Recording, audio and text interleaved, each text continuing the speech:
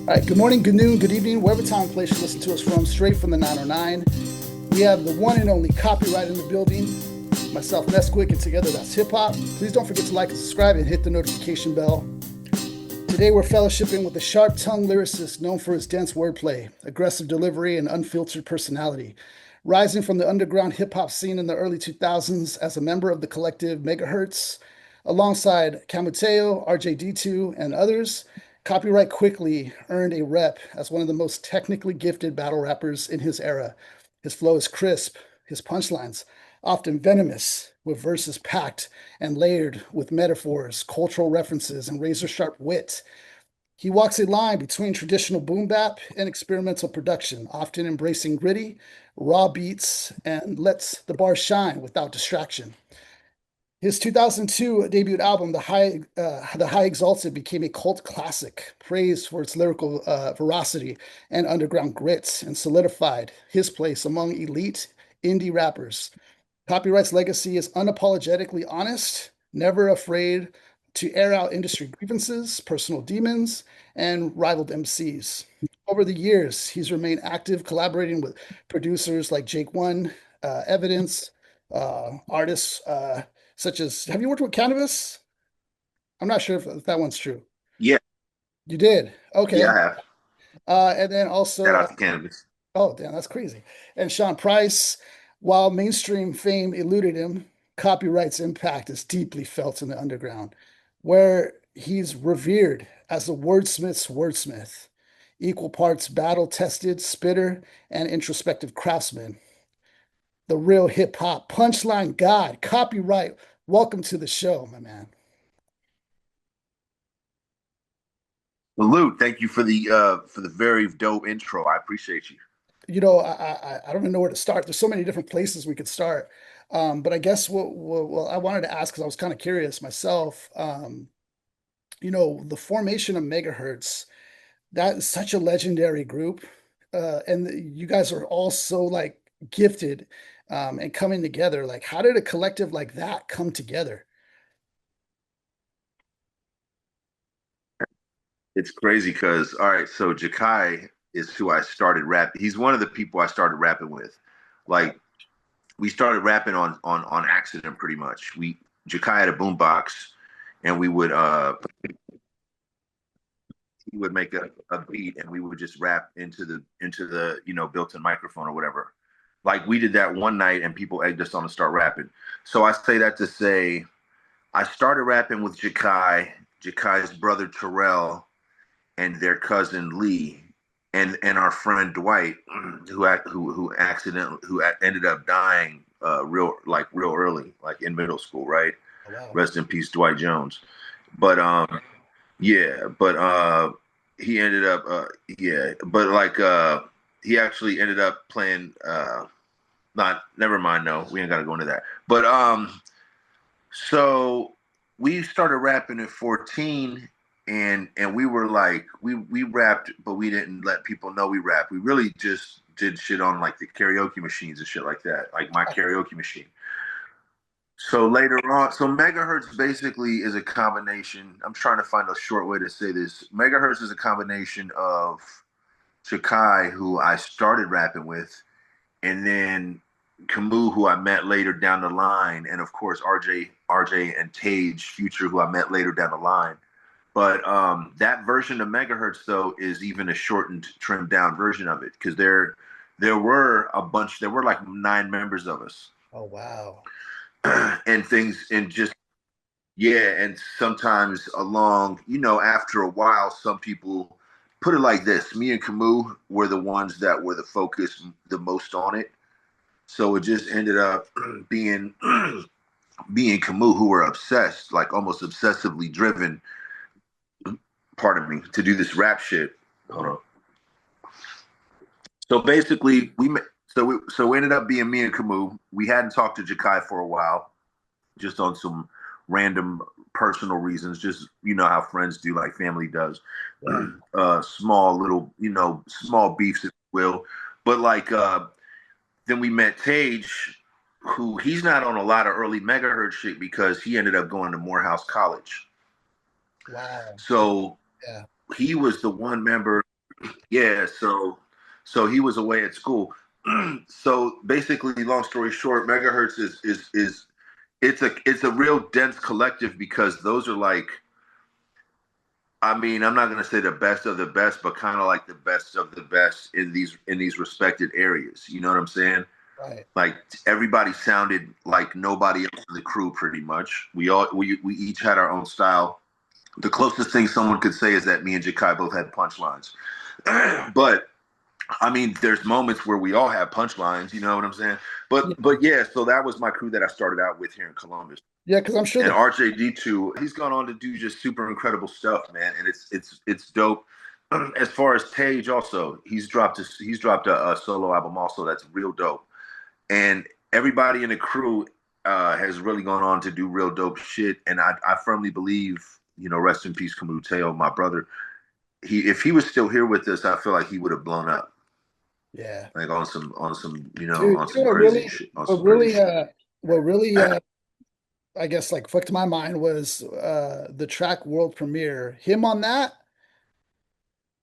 that is insane. That I've never heard anything like that.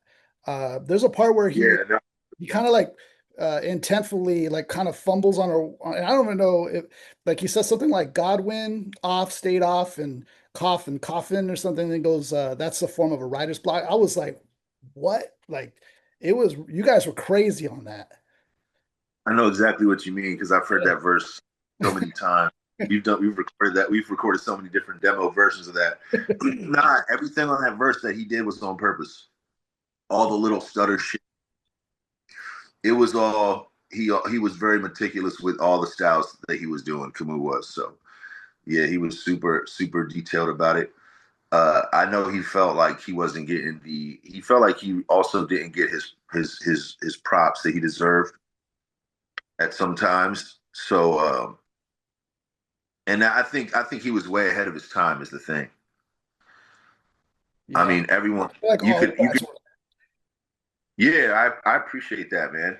I mean, with Camus, we all had a very obvious. We all had a very big Pharoah Monch influence. So it's but in the early megahertz shit, you can really tell. You know what I'm saying? I feel like it's pretty obvious in our earlier shit. But you guys But developed your own, like it's still, I mean, everybody has a little bit of influence, but you guys still made your own, like I feel like. yeah, I appreciate you saying that. Yeah, I can agree with that. yeah. And then you say there's something on that track too. You said something about like stand still, stay there, let this anvil like hit you or something like that. I was just like, Yeah, that's crazy. yeah. That's it. It's, That's crazy. you know, each round proves you have no props or mad skill. That's 97. Those are like verses from Yeah, 90. Arizona. Yeah. That's classic But though. I appreciate you for. I still love all that shit. I still love all Yeah, that. all of it. And the thing about it is it's timeless because like even to this day, still hits. You know, that's crazy about those records. I appreciate you, man. So like just talking about since we're on the topic of that group or your group, Megahertz, how did each member bring something different to the creative process, do you think? Oh man. So I mean, Camus was doing most of our beats. So Wow. we would always have, and then you have RJ who was doing beats. Yeah. Because in the beginning, RJ was just a DJ. And I'm not gonna say just because that sounds like minimizing somebody, but RJ was a DJ and he hadn't let us. We didn't know that he made beats yet when we first linked up with him. We linked up with him solely on the fact that we hit it off after a show. Me and Camus had a show, and our DJ that was planned to show up didn't show up. So RJ was there. He did the show with us, and we hit it off like we all like had like we all just had like we hit it off like we were laughing and shit. We had similar musical tastes about stuff, and we ended up linking up. But like, so it was almost like a bonus when we found out that RJ was making beats, and I mean, and it was an incredible bonus when we found out that they were actually like good because they were really good right out the gate. You know what I'm saying? Yeah. Like And his RJ style shit was was so different too. So different. Yeah, I remember hearing. like that track you guys have, June. Like, Yeah, man, that made such an impression, I think, to all my friends locally here, hearing something like that. It was just like, what? Like your voice fits so perfect, and that's a hard beat, I feel like, to rap to. Just yeah. because there's a lot like going on. It sounds like you're in space, almost. There's a lot going on, exactly, and that's why I appreciate you saying that. That's why I didn't rap over the parts where it got too noisy, Yeah, where all the other shit comes in, yeah. because it would be like trying to fight against all these different loops.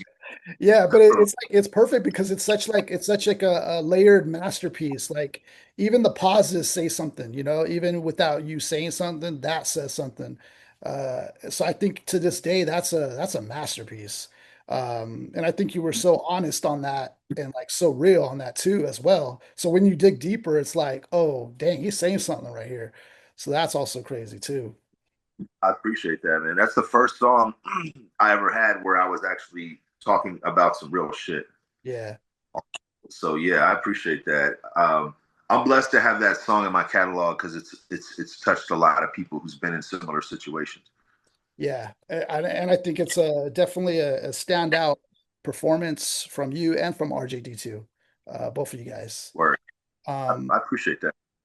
uh, let's see. So you guys had two singles from that early work with Megahertz, a world premiere in Rocket Science. Is that correct? We had Yeah, I mean, yeah, we had those. Then we had a single on an album called Always Bigger and Better Volume 1 with Benny B from the West Coast. He had ABB Records. That was the label that Dilated Peoples, shout out to them, debuted on. Shout out to Benny B also. But we had the song This Year was on that compilation. So those what you named is true though. What you named is true. Those are, and I didn't even really realize that those were the only singles that we had as Megahertz that dropped. But yeah, those are like pretty much the only singles that we officially dropped as Megahertz. The Mm. rest are features and stuff like that. But yeah, yep, Yeah, I think this year was a standout for me on your guys' project. What was it? Table Scraps. yeah, Um, yeah, yeah. that was definitely a standout because all you guys were on it.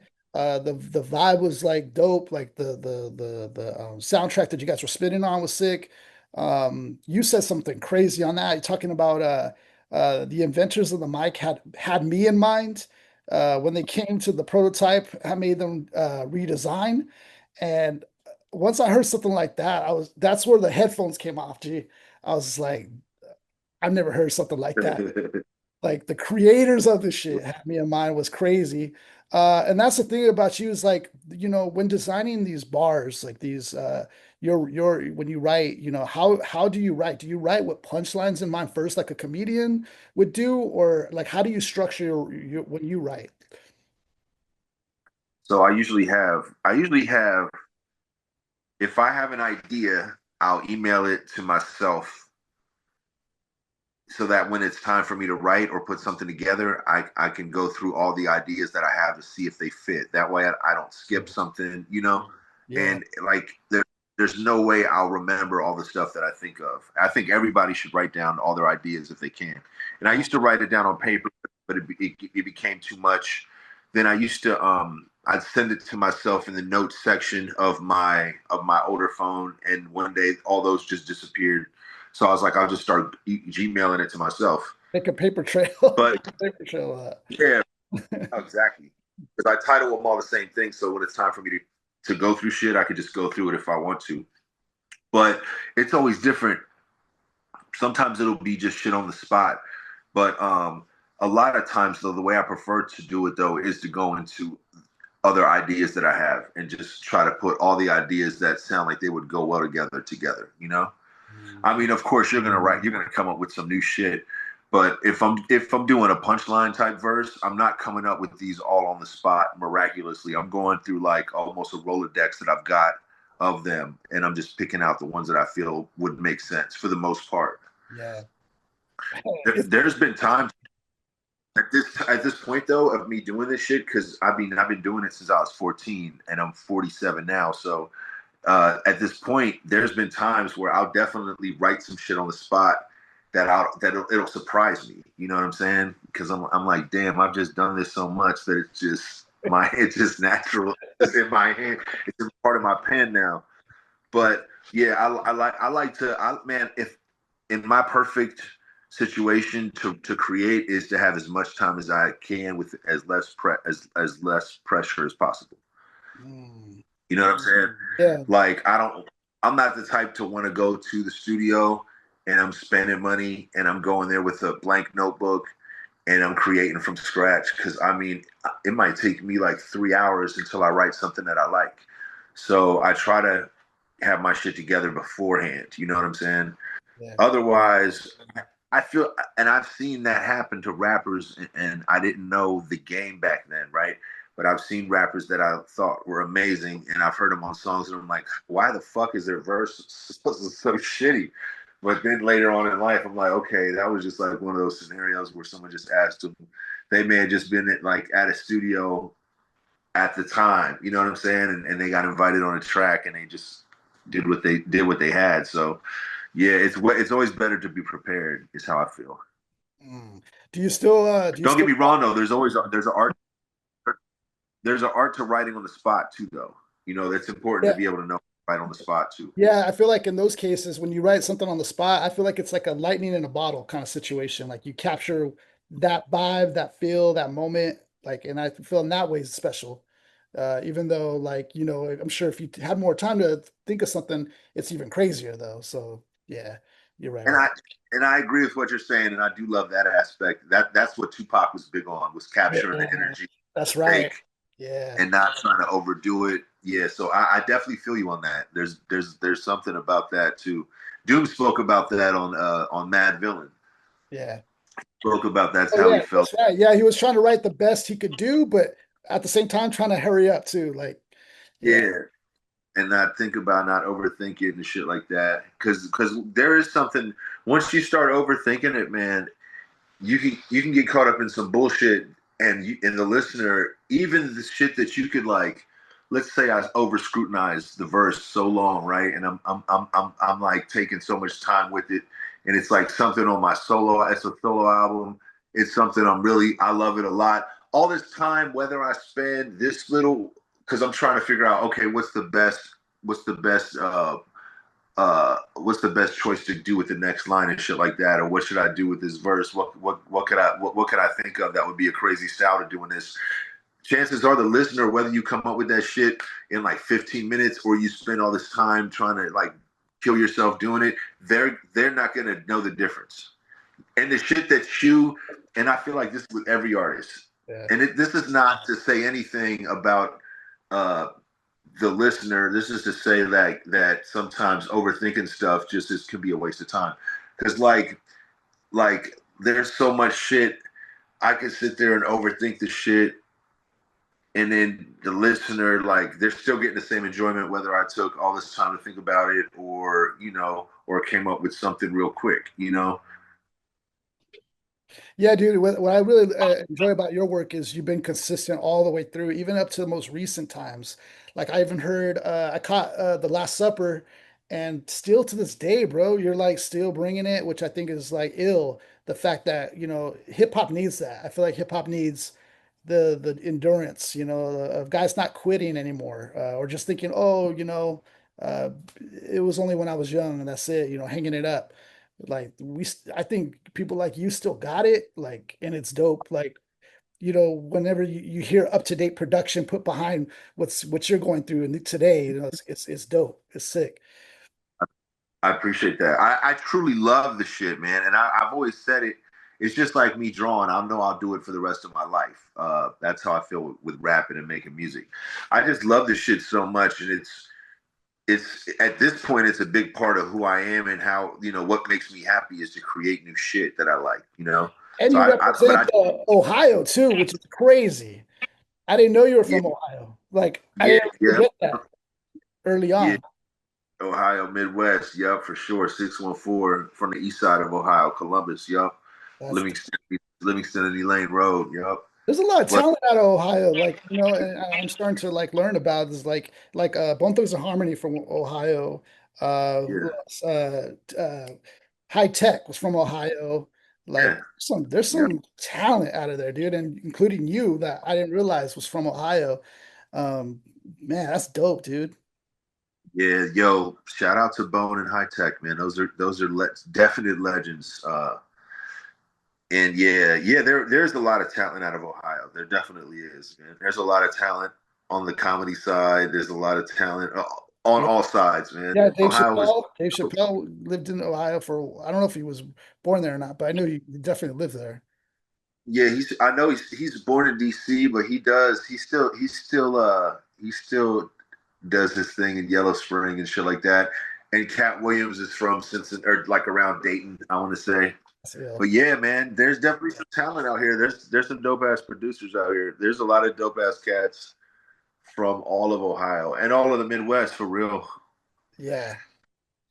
Can you talk to me a little bit about the Last Supper? Like, what was the ideas behind that? I thought the motif was dope because that does still tie to like going back as far as the High Exalted, like still the Last Supper that the the religious theme carries throughout your work, which I find is interesting. And I don't know the backstory to the Last Supper though, and what that was really meaning to you. So okay, so check it. I was gonna make it. It was gonna be how I had the High Exalted 2 Scene A and Mhm. all that shit. I Okay. was gonna do that with C and just call it CB, but that title was so complicated and so annoying for me to type every single time I had to deal with it. And eventually, for real. And eventually it got to where I was just like, shit, the Last Supper would be doper. I wish I would have came up with that before, but fuck it, I might as well just use it now. Yeah. So I used it in that sense. And I wanted to have it, I wanted the theme and the feel of the album to be like 98, 99, like all that WKCR, Raucous, Weathermen, Eastern Conference shit that was going on. I wanted it to feel like that. That's why I asked Breesley Bruin to be on the album. That's why like Mondi did Mondi did like a beat or two. So I really wanted to go with that feel, man. And it's one of my favorite albums. It's a shame that um, yeah, it's one of my favorite albums, man. It's a shame I didn't get to promote it like I wanted to, but Well, we gotta promote it I now. don't know. We gotta promote it now. Yeah, for sure, exactly. Yeah, promoter. Yeah, go check that out. Go run the numbers up on the Last Supper copyright on Spotify and all streaming platforms. Yeah, that's dope. I Yeah. love that album, dude. I really love that album for real. It's one of my favorite albums. Okay. Well, I'm gonna have to dig deeper into this album. I was looking for, but I didn't get to find it. Where can we find that? Check it out on Spotify. You can get it off the Man Bites Dog Bandcamp. If you're gonna buy it, go cop it off the Man Bites Dog Bandcamp. Okay. Um, but it's on Spotify and Apple Music and all that stuff. So Okay, that's dope. yeah. So eventually you guys then form another collective, Weathermen, which is I think I mean I always see it online, there's a lot of people always like saying, "Man, this group is crazy. Like this is like fucking crazy. Like the design, even just the emblem. That is Do you know who thought of that? Where did that come from? That emblem is crazy ill. Okay, so yeah, the dude who did the dude who did that emblem also created. His name is Bobby Noggle. Shout out to Bobby Noggle and Sam Henson. They also created the dropout bear for Kanye. That's crazy. But of course, I mean, they did the Weatherman shit first, and then because Bobby he used to run the megahertz site also, so we had known him for a while. That's a good dude, man. They actually did the art on for Cruise Control for the first Cruise Control also for that Okay. album. But yeah. I mean, Weatherman was a dope squad, man. I really I wish things would have went differently. I think that It's like people were it's in different. another version of like Wu-Tang or something like just Yeah, crazy like talent like something you just don't see typically ever. What really drew you guys to like join forces? Like like who kicked that off to like, hey, let's come together. So, all right. So it really was Cage's idea. He's the first one that had the idea, right? So he brought it to me, and he was like, we should do something. He didn't have the name yet, though. He had that as like one of the options of the ideas for it. But that definitely was his idea for the name. And he was like, "Are you down? What do you think about doing this?" And I'm like, "I'm down to do this." I'm like, so we already knew if I was down that Megahertz was down with it.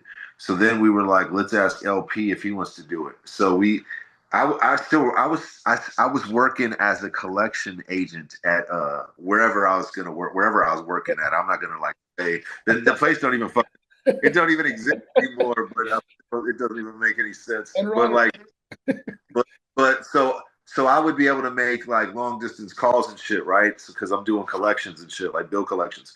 So I would call friends that I had. So like I would call Cage from work real quick. So I called. He was like, let's call LP and ask him if he wants to do this Weatherman shit. So I call him on three-way. We ask him, and he says yeah. And then when we get off the phone with L, Jamie, you know, whatever you want to call him, Jamie's his real name. Shout out L. Shout out Jamie. Yeah, Shout out Kate. What's up? yeah. I don't know why I'm still doing the phones in my ear. But we asked him, and he was down to do it, and we were kind of like, I think we were both kind of surprised, you know. But from that point on, like later on, we asked Tame because Tame was starting to work with Mighty Mai. So we were like, let's ask him and see if he's down. And he was down with it. So shit was just moving real in a real dope direction, man. It was moving in a dope direction. I don't think that all of us realized, maybe some of us did. I think some of us took for granted how dope that squad was, you know? Yeah. I think I may have taken it for granted. A little bit. Can you paint a picture of like, you know, just the early creative sessions? Like, how were they like? Was it like chaotic genius, calculated chemistry, or was it something in between that? Nah, it was like, look, it was real easy because we would be at LP's crib and he had a studio like in his house and shit. So and he had another room that Canox was living, like Canox each had their own room over there and shit, right? Damn. So it was a lot of music. Basically, it was as easy as LP pulling up tracks and us just getting hype and starting to put together rhymes for it, and then us all being ready when it's time to go. It was literally like that. It was no chaotic anything because like the guys who were in charge of the beats were all guys that we trust and all guys that we like were fans of production wise, whether it was Mighty Mai, LP, or Camu, or if I was doing something, which was not that often, but still, you know what I'm saying? Yeah. But like not it was always pretty easy it was always easy creatively, man. It was never a problem with anything creatively. What would you say like held it together? Did you guys have any like similar philosophies or just a mutual respect? Similar, all that shit. Similar philosophies, like in terms of socialness, in terms of hip hop, in terms of like style, in terms of what we grew up on, how we think shit should be sonically in certain terms.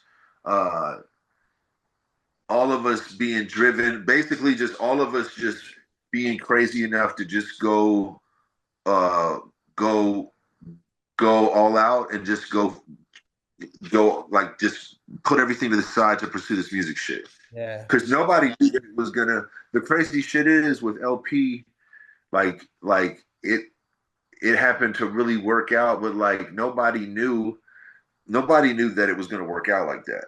You know what I'm saying? Yeah. Like I'm pretty sure there's like a lot of Run the Jewels fans that don't even. Well, I'm not gonna say don't, but they might not even remember LP is the guy that ran the label Def Jux. You know what I'm saying? And like he still is a very unstoppable force in music. But like, you know, there's a lot of there. Basically, we were just all on this drive, and we just all had the same creative views and shit. And I mean, I was a fan of Company Flow. I was a fan of them already. Me and Camu were fans of them, so it was dope being being in the same squad with L was real dope. Was real dope. Man, it's like it's legendary stuff. I feel like, is there Yeah, yeah, is yeah. there anything like any specific thing or maybe a record or something that you feel really captured the essence of the group? Um, I will say the song "Same as It Never Was." That that's like a bunch of us in the room.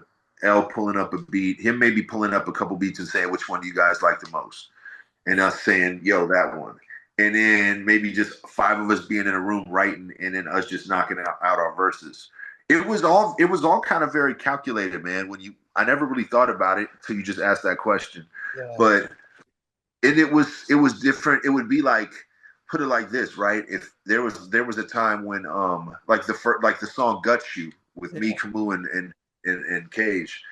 Um, the original version of that was a demo that we did in our apartment up in Middletown.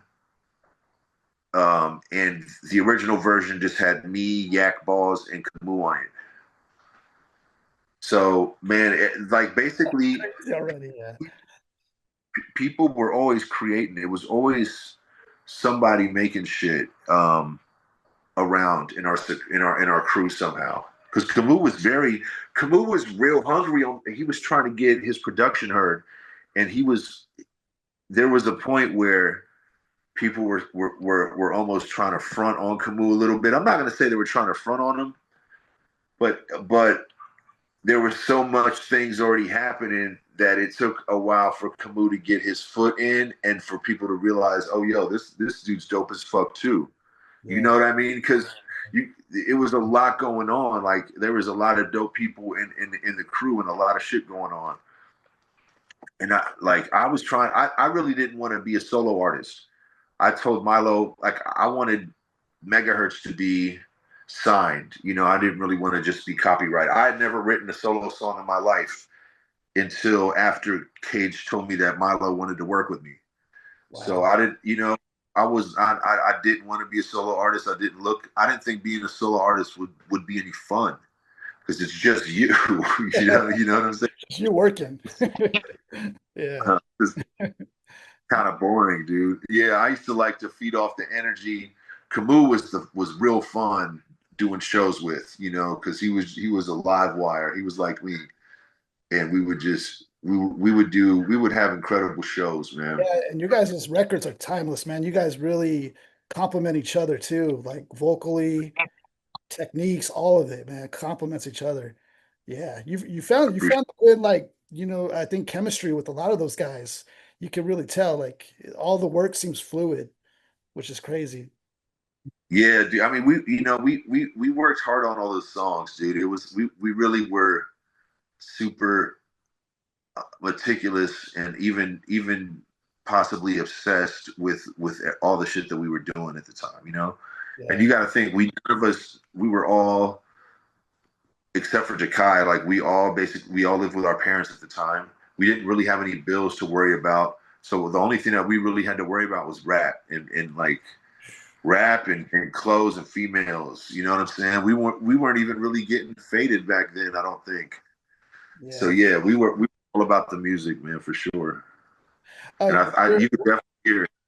Were there any like creative tensions or differences that the group, like, had that helped, like, challenge you, like, personally? No, no, no, no. No, we were the type that if somebody like mispronounced a word, we would just tell them, or if somebody was using the word in the wrong context, we would just correct the person before the rest of the world hears it, and it Yeah, wouldn't good be catch. it, for real. It wouldn't really be a big deal though. But it would just be small shit like that, man. We would basically pick out the songs and all agree on the shit that we want to do before we got to the studio. So it's not like we would just get there and people would play beats and one person would be like, I don't like that. We would have all that shit worked out beforehand. You know what I'm saying? Yeah. And because there were beats that people preferred over other shit, you know, but we never had real creative issues. The only issue I ever had was there was a beat that I wanted to rap on and I couldn't rap on it. So it's like the opposite. There was shit I wanted to rap on, but the song was already like laid out for other people. So I was like, damn, I miss being on that shit. Yeah. Yeah. Yeah, it was. You know, with the group, do you ever think that like do you ever think Weatherman could have dropped a full-length studio album? Do you think that could have ever like came to pass? I know you guys did the mixtape, but do you think that ever could have dropped? Yeah, yeah, very easily it could have happened. Yeah, dude. If like we made the mixtape so fast, uh, in like a day or two, we put that together. We could have easily, whenever we got together, we ended up making like dope shit. Like, yeah, we could have easily did that for sure. Yeah, yeah, yeah. Man, it's definitely it's still dope though. Like we still got, tracks and stuff of that still, and just like, man, whew.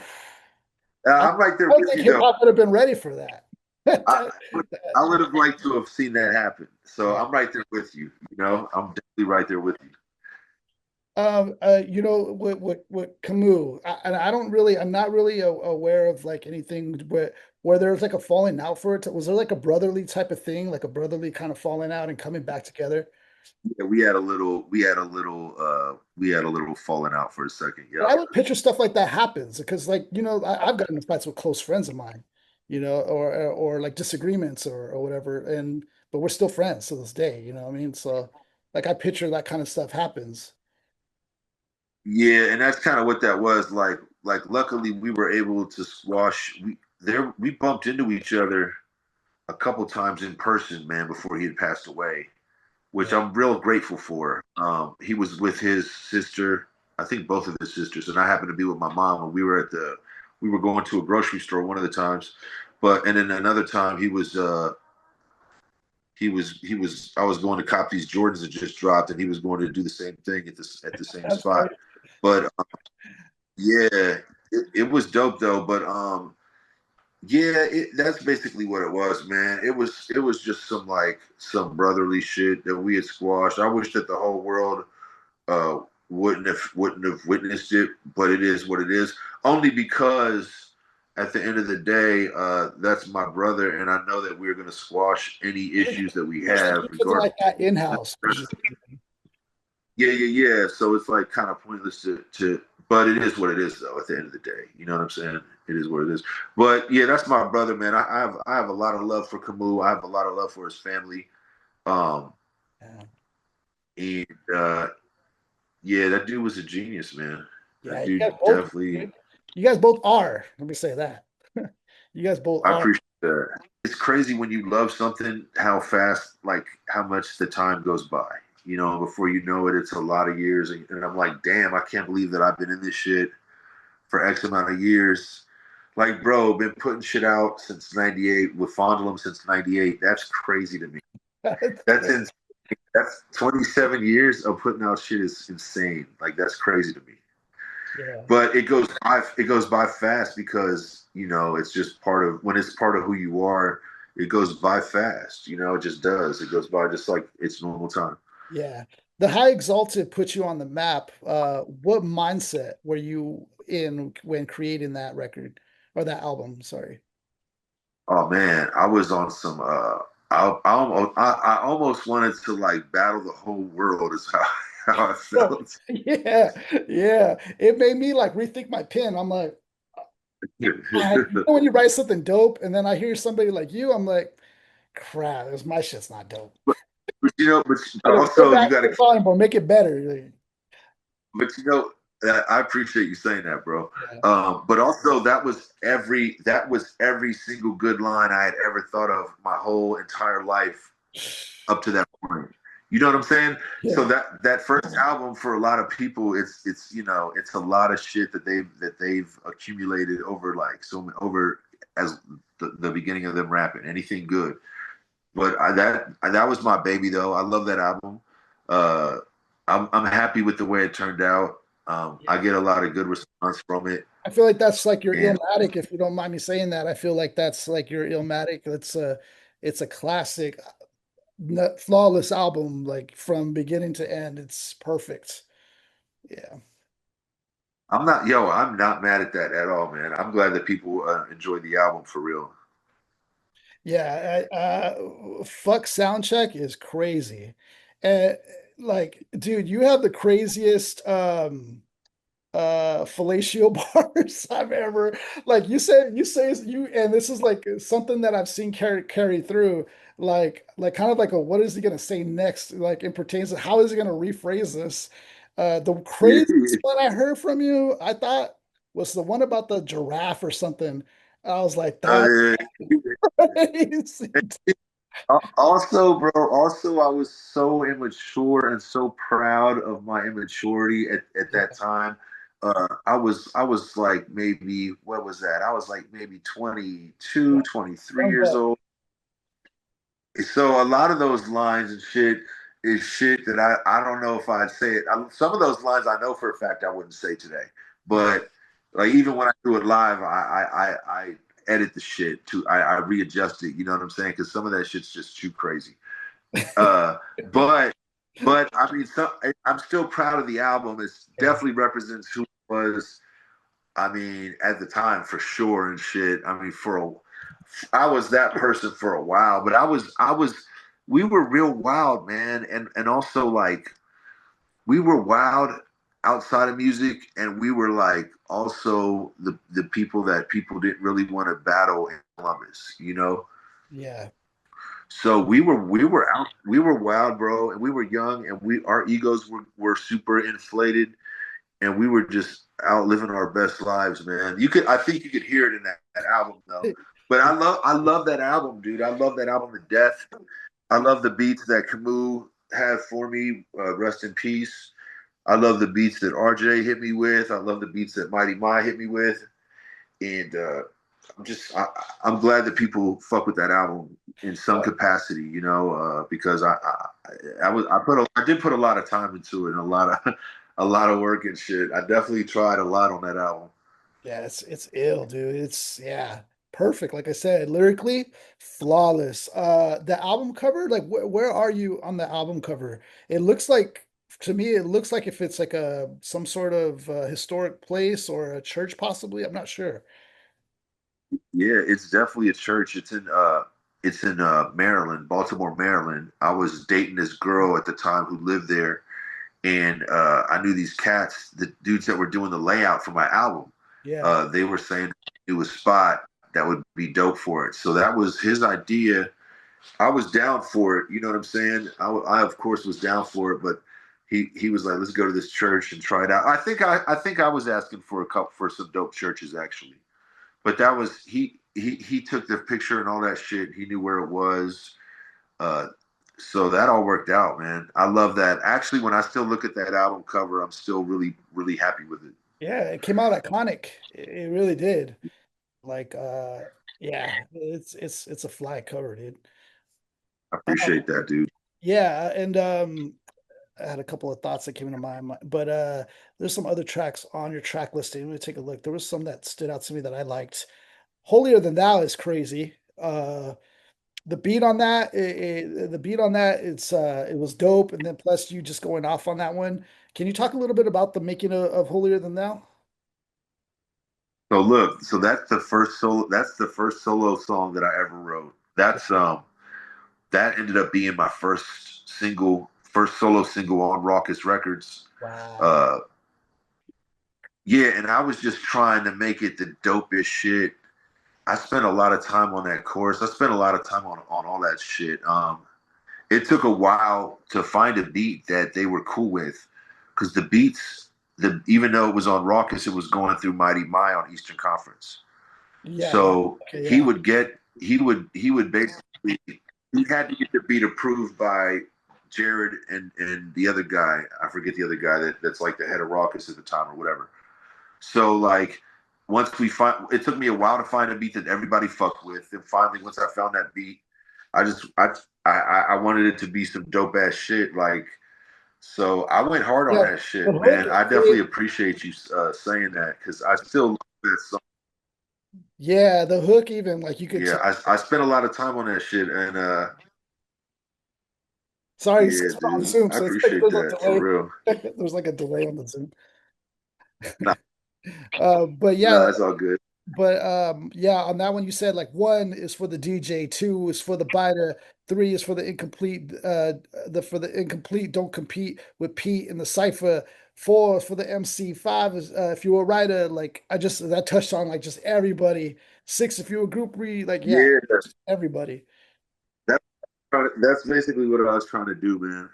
I was trying to set the tone of of what I'm about, of me being on some hip hop shit, of me being in touch with all the elements of hip hop, you know, because that was something that we were big on, and something that Columbus was and is big on. Like Columbus is big on graffiti, b-boy competitions. Like there was always DJ battles. There was always a lot of that where we were growing up. So it was all of our friends. Like we have friends that are graph writers and like ill ass DJs and ill ass b-boys and b-girls. So we were always exposed to that part of hip hop. So we always wanted to make that a part of our shit, you Yeah, know? crazy. That's dope. Do you remember making three words? Do you remember making that one with Camu Yeah, and Tage? That was a dope one too. That was a absolutely. trick I put. I was like, yeah, that one's ill. So we did, and we did three words at the same studio as Holier Than Thou actually. But Mm, when we did three words, right, we kind of put it together on the spot. Like we had some of the bars, yeah, but in form in like in terms of how we structured it and formed it, we all kind of did it on the spot. But that shit was amazing. That's one of the funnest yeah. sessions that I've ever been a. And the It was beat's crazy me, you too. So know, the beat's dope, and then like you guys ripping it's crazy. Yeah, yeah. and see, I did that. I did that beat, and Camus made the bass line on it. That's crazy. Yeah, I really did. I still don't know how to really make bass lines like that. Camus was ill, dude. Like he just could get shit right by his ear. That's If he just listened to something, he could just figure something out and get it sounding incredible. Like he didn't know how to play any instruments, but he would always a lot of shit.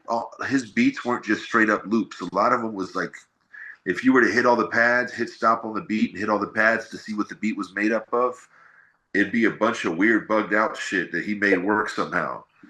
that's But crazy. he was ill with what he did, man. He was super ill with it. Yeah, dude. But yeah.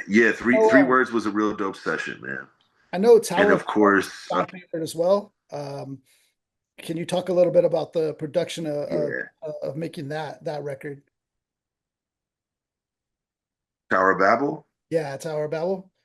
Yep. So that was one of the first songs. That's the first song I ever did outside of Ohio. Um, Yep, I caught a Greyhound bus. I went to Mighty Mi's studio, and we just started working on songs. And that was the first song that we made. That I think that was the first song we made. Period. But that shit came out crazy, man. Yeah, Yeah, that shit came out crazy. yeah. It complements the whole album too. It really kind of puts it all like, certain albums you kind of want to go for dynamic. That helped bring like a dynamic I felt to the album. With the Yeah, sounds I could and see that. everything, like it helped bring another element to it. I definitely could see that. Yeah, yeah. That one was Yeah, Mighty Mi. Shout out to Mighty Mi. Mighty Mi is an ill ass dude, man. Ill ass dude. And then I think theme music too was another standout as well. Theme music was also another one that I felt like was pretty dope. How about this record? I'm making theme music.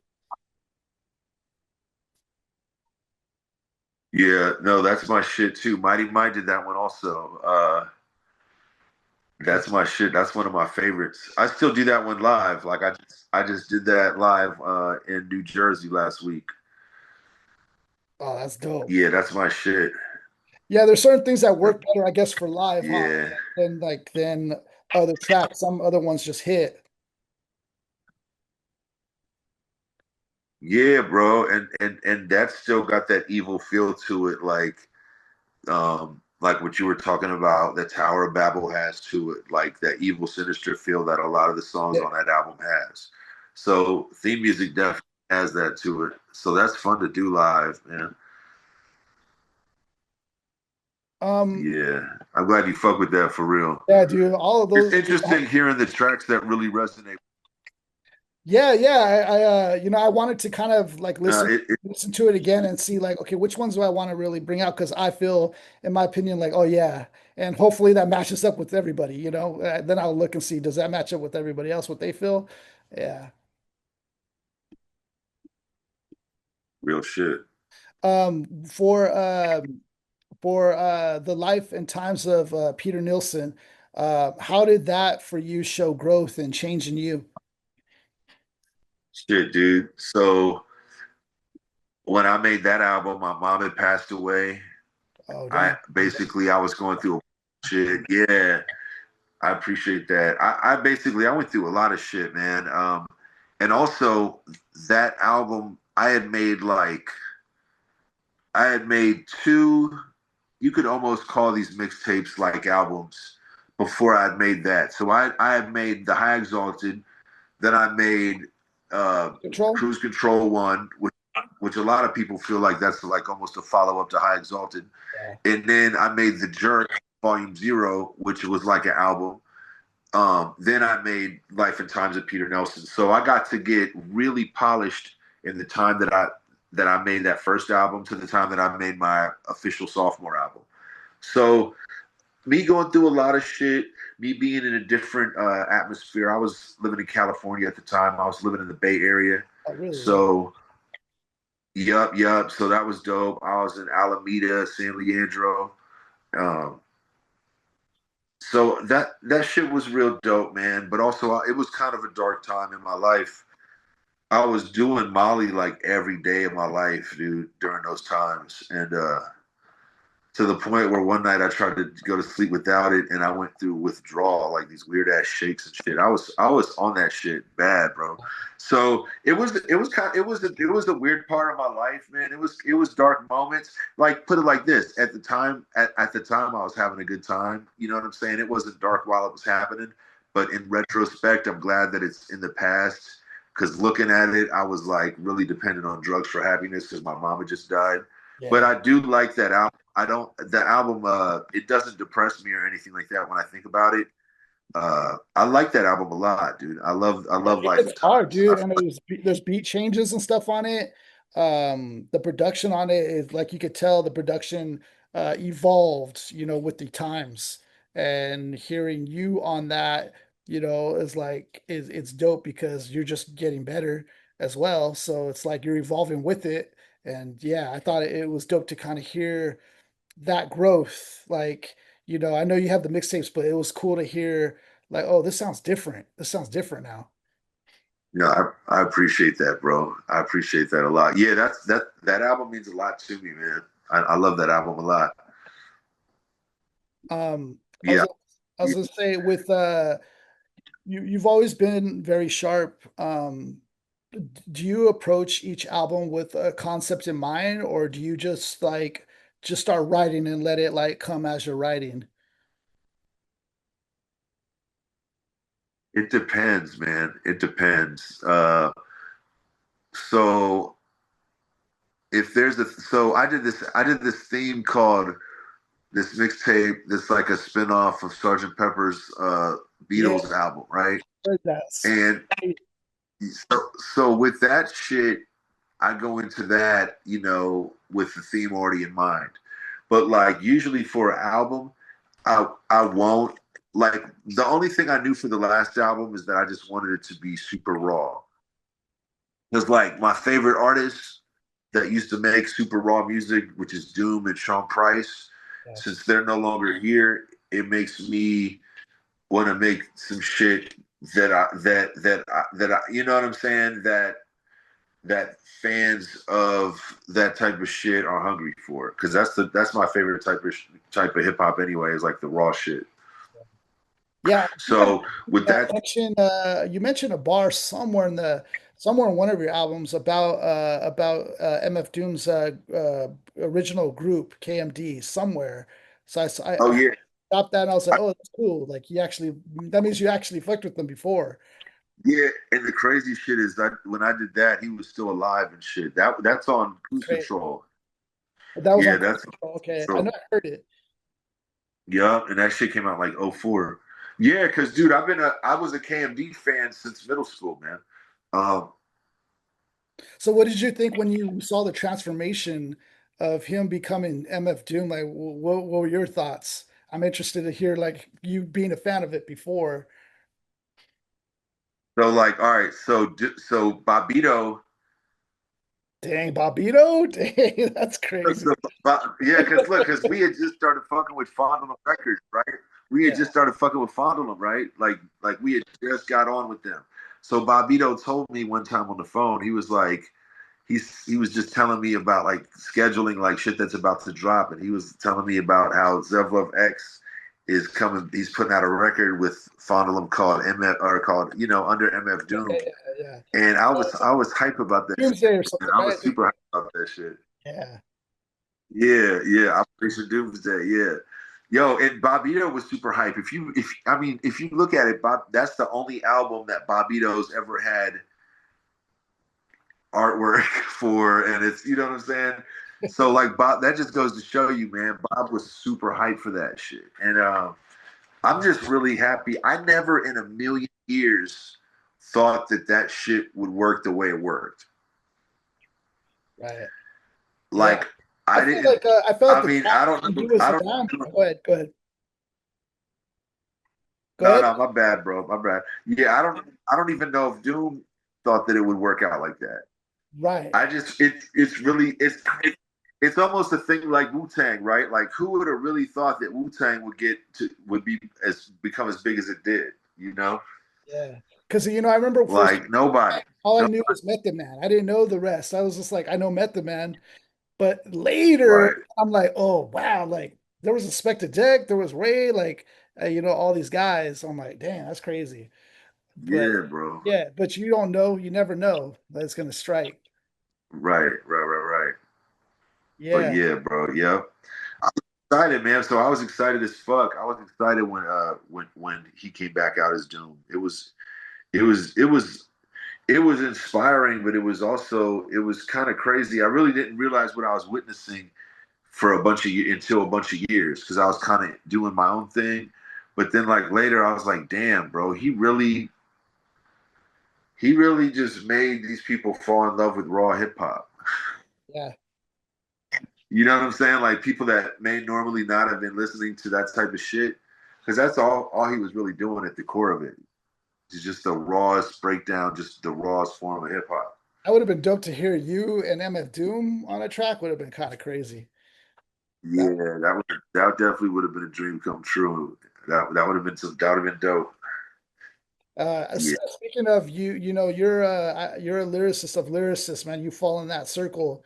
When listening to God Save the King, man, the features that you had on there, those were some top tier lyricists.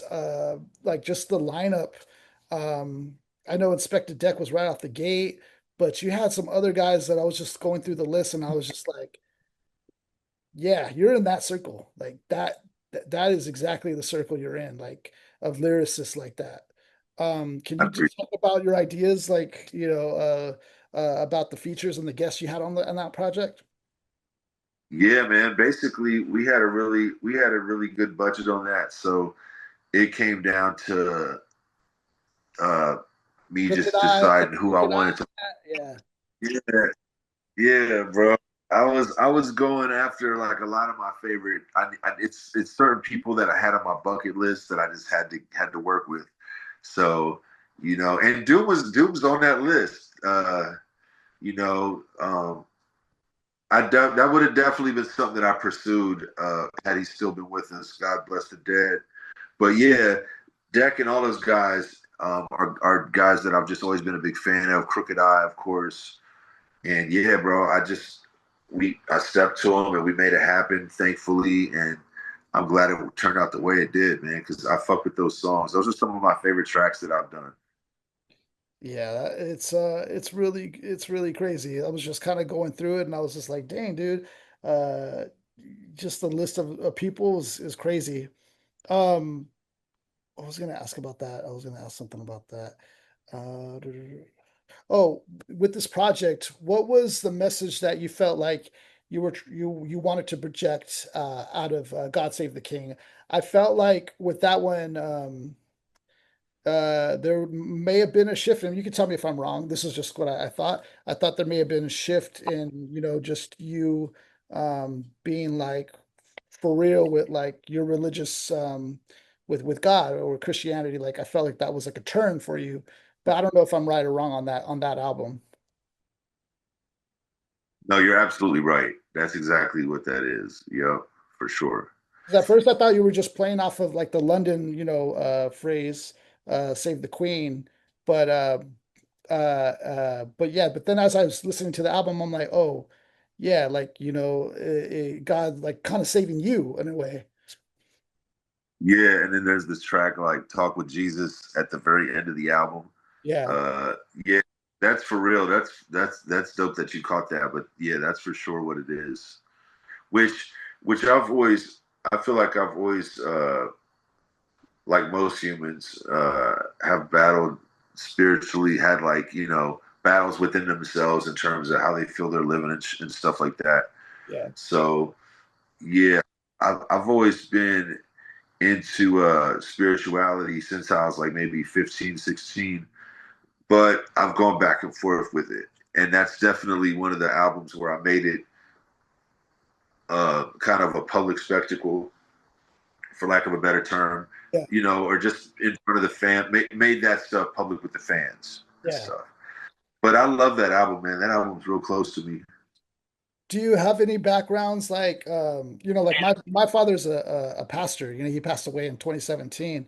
And I used to do like the worship music for the church, but I also felt conflicted because I was also into rap, like, and I was rapping myself and doing shows and stuff. And so like, did you have any background? Was like any of your parents religious or anything that like kind of carried over, or maybe they were talking to you and stuff like throughout this, or was it just a friend, or was it just you? Now, I definitely can relate to that to some degree, but for me, it was it was Jakai's mom. I would go to church with Jakai's family, right? Yeah, And it was kind of a connection that I started feeling like within myself, like in terms of with the creator, of me starting to feel closer with the creator. Um, I feel like they like his mom was a really she had turned her life around from being like she was kind of wild when she was younger and she had turned it all around and it was interesting. So um, she was someone that I kind of looked up to, yeah, and Jakai was always more knowledgeable about the Bible. But there definitely was a time when I felt the part that I could relate to about what you were talking about is I could relate to like feeling guilty about doing secular music once I got saved. yeah, So I definitely because there's a time when I was a Christian rapper way back in the day. Jakai was too. I mean, all of us were for real. It even got to the point where even once we started doing secular rap, we just refused to cuss in our raps for a while. So we knew that there was this is a side note. We always knew that you could make your rap sound dope even without cuss words because there was a point where we were doing that. Um, but to a degree, my parents weren't really into it. And matter of fact, they were super. They were not about it at all, for real. My mom was the type who would maybe take us to church once a month or once a year for Easter, Okay, yeah. and yeah, and like towards the end of my grandma's life, because I was like her caretaker. I wanted to give this church money, and she was like talking to me like I was getting scammed and swindled. So I actually caught flack. I actually caught flack for it.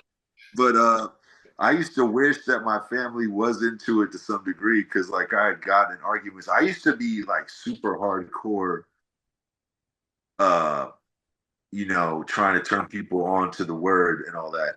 Yeah, But I was too, so I can relate. Yeah. yeah, yeah. But there are ways to go about doing everything. That's basically what I had to learn. But which I'm sure you had to learn as well, because Yeah, that's yeah. just one of those things. Yeah, because I completely took a real hiatus from hip hop, but then like now doing the podcast, it's all focused on hip hop, and I still rap to this day. But yeah, I learned to just kind of like fuse the two, in other words, and just learning to still carry it, but not be not be so isolated or cut off from what I love to do as well. So yeah, which I'm sure, yeah, you Right. probably found some sort of balance there, which is dope. I feel like it's dope. I mean, that it carries through your work, and you've always had the motif somewhat in there, so it's kind of cool actually. That you have like this sort of inner like inner battle, that goes on, which I feel like a lot of people do, whether it's God or just they just do. Yeah, yeah, I feel that. Which Yeah. which album or mixtape, in your opinion, of yours is most slept on in your opinion? Is there any, or maybe there's not that you don't feel like is? No, there definitely is. I'm trying to think, man. 'Cause yeah, you have quite a bit. I I think the Megahertz album called Megahertz Legacy is super slept on. Oh yeah, you Um, got that in 2012, was that around there? yeah, bro. Yeah, yeah. And RJ did like half the beats on there. All Damn. new shit. That album is slept on. That album is one of the slept on ones for what I thought that it would do. Right, right. Because there's already this Because hype around you guys already. yeah, people were always like saying like they want. I think maybe it wasn't promoted right or something. I don't know, but people are always wanting to hear me and RJ work and all this shit, and then it's basically all of Megahertz. I mean, without Camu, of course. That's why we call it Megahertz Legacy. Right. Uh, but but yeah, it's super slept on, man. That's one of my favorite albums that I've been a part of, and it's just mad slept on, man. Man, that's crazy. Okay. Well, it's dope. Yeah, I thought the beats on there were hard. I thought you guys still brought it. And then it was crazy just hearing you guys again, like, after years of, experiences and wisdom and like, yeah, you guys were polished on that. So yeah, that's crazy. Okay. Um, just see. I want to go through some of your punchlines because, like, man, you have some crazy punchlines that are just ill punchlines, dude. And I feel like punchline is kind of like almost a lost art these days, and that's what's crazy. Do you feel that? Is there, that's what my opinion. I feel like it's sort of a lost art a little bit. Do I feel like being done a certain way is so. I definitely agree with you on that. A lot of people do go for like the simple ones, and yeah, I definitely agree with you on that. Yeah, I feel like you were just very innovative with the way like you came up with these punchlines. There was a track I wrote down called it was on Table Scraps, Kryptonite. You said known to give mics what God gave to Adam. That's crazy, dude. And that bar alone, I was just thinking of that, like basically speaking life into the mice what God gave Adam. That's just like I don't even know how you even come to think like when does that even hit you? Like that's a crazy bar. There was another one. This one was crazy too. My left testicle is more impressive than your whole existence. which is crazy. Um, Yeah, whatever written with my state pen gives you lifetime sentence. Oh, it is funny too. It's comical. F what your mom named you. Remember mine. Like there was also this comedic element to you when you delivered the punch that just made it hit even harder and doper. Did you ever laugh, like take a step back and like kind of laugh at yourself, like when you would deliver some of these punchlines? Was there ever a reaction that you had where you were yeah, just like, dang, that's crazy? yeah. All the time, dude. All the time. But also like mostly when I was writing it and shit, you know. But yeah, for sure, man. I really I enjoy humor and shit and dark humor as I'm sure you could tell. So Yeah. yeah, I enjoy it even when I'm saying it and shit. I think it's funny, man. I put shit in there to make myself laugh for sure a lot of times. So I'm glad I'm the only person enjoying some of this dumbass shit. Yeah, dude. And then there's like things you also get very technical too, which is cool. There's a line you say on absolutely positively. I can't even say that right. Yeah, Uh no, that's yeah, and there's a line you say constantly toss constant consonants feel towards continents and to inflict the fluctuating speech to meet, teach them flesh factions using words that speak louder than action. Like when I really think about what you're saying there, like words speak louder than actions. Usually it's vice versa. Actions speak louder than words. But I hear it as you're so freaking dope that your word speaks louder than the action, which is like it's different. It's just different, dude. And I want to well, praise you and your abilities and your punchlines. Like I don't think there's one like you on that, on the punchlines. I think you're a punchline master. It's a master class. man, I appreciate you so much, bro, for saying all this stuff. I mean, I'm truly humbled. You're really picking up a lot of the shit that most people haven't brought up to me. You know what I'm saying? So I really appreciate your ear for shit because you're really picking up like a lot of the real dope shit that I like that I've done, but that nobody's really been like, yo, I like when you did this. So that shit really. I appreciate you, man. I appreciate you a lot. Was there anybody that you looked up to as far as punchline goes? Like who were some of your favorite punchline MCs that like might have inspired you as well? Oh, one of the big ones, I mean, was Cannabis, man. When his mixtape came out, the shit with DJ Clue and all that, when Cannabis first hit the scene, I had to step up my rap game. I had to get more vicious on the mic. Yeah. Yeah, he brought Uh, that out of a lot of people in the game when he came out. Yeah. yeah, yeah. So definitely Cannabis. I mean, for sure, Common. People like Common, people like Pharaoh Monch, but and people like KRS and all that and G Rap. But like when and Big L and of course and Big Pun, but that was a little later. But I just remember hearing Cannabis and being like, damn, I love this. I love what he was doing so much and how aggressive and arrogant he was, and how dope all the lyrics were and shit, and just how well placed everything was. So I definitely caught some inspiration from early Cannabis shit Yeah. and Rascast too. Yeah, that's a good one too.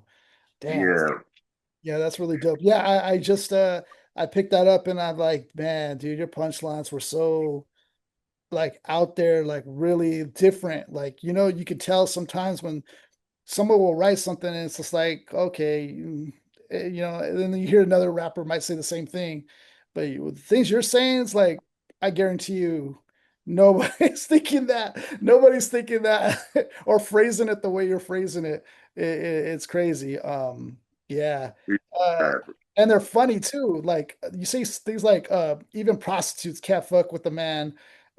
And I'm like, dang, it's just like so like it catches you off guard because it's like, boom, here's another one for you. Boom, here's another one. Yeah, I thought it was just amazing, and that really stood out to me as far as your abilities. being uh, a master at this, a master at yeah, delivering with, and also it's your delivery too. It's not just the thought of it, but the way you deliver it also has the impact that it does.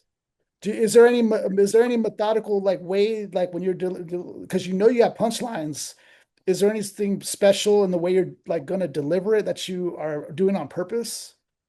Yeah, so look, I really appreciate the fuck out of you know your kind words, bro. This means a lot for real. You know what I'm saying? Like I really appreciate you as being somebody who knows what they're talking about and pointing these things out that I these are certain things that I'd hope people would notice. So I really, and like I said, these are things that most people don't point out to me. So I really appreciate you, bro. Yeah, well, Um, fan first. I would, as far as for delivery, I would want the line to sound the way somebody would say if they were really talking. So that would I would sometimes try to find, all right, what would be the way that somebody would say this if they were really like in an argument or talking or you know whatever the tone of the song. If the tone of the song is like battle shit, then it would be like if I was in an argument, how would somebody really say this in this scenario? So I definitely would would would um would take time to think about how I want to deliver each line and what would be the most impactful to deliver, you know, this line or that line. But yeah, that's definitely something that I think about and work out for each line and shit. Some Yeah, shit comes that's natural, mhm. but some shit comes natural, but some shit you might have a couple options where you're like, damn, you know, should I go for the obvious way or the most, you know, or a more subtle way? So that always does come into play.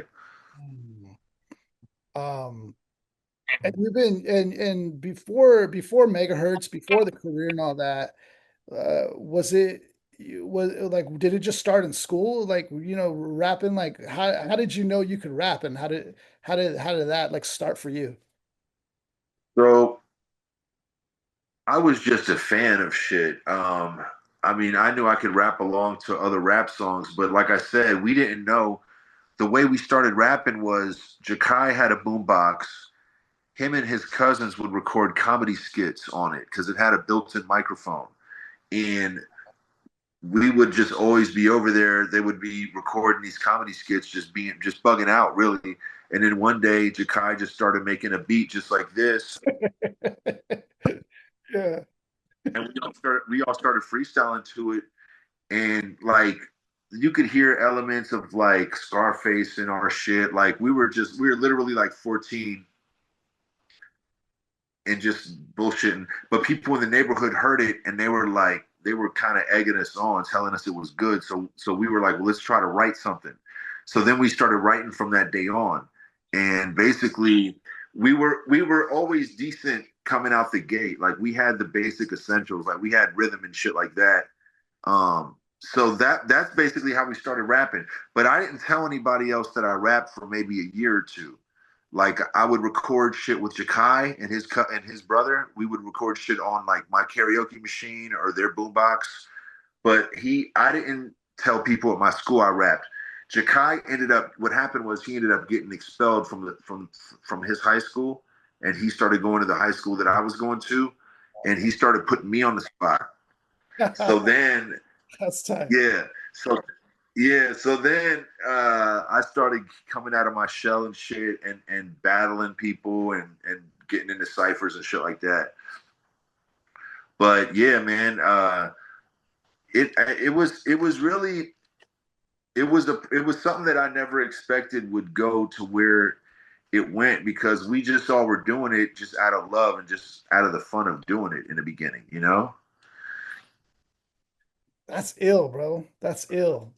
And like then like Yeah. no, you then now you're revered as one of the dopest to ever do it. Like, and it's just yeah, that's crazy, bro. That's It, crazy. it's crazy for me to think about because honestly, to be honest, that's all I ever want. That's all I wanted. Yeah. I was like one of those dudes. Like I just wanted to be Like it's almost like the skater that doesn't have the big ass deal, but everybody knows that he's the illest pro skater and shit. Yeah. That's all I really wanted, was just to be real dope at this, because I really wasn't. I couldn't play ball and shit. You know what I'm saying? Like I could draw, but like I didn't have any other thing sportsmanship wise that I was good at. So once I found out I was good at this, I just pushed it to the max. I definitely think that's part of why I went so hard at rapping. You know what I'm saying? Because like I said, I didn't have. And the name copyright, like where does the name derive from? Like, how did you come up with copyright? So I couldn't think of a rap name for a while, right? Yeah. But I would tag like my regular name on my bed bunk and shit like that. And I wrote my regular name, and then I put a C behind it and put like the year.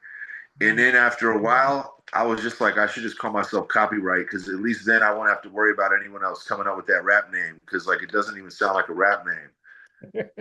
So I just said, fuck it, I'll just use that.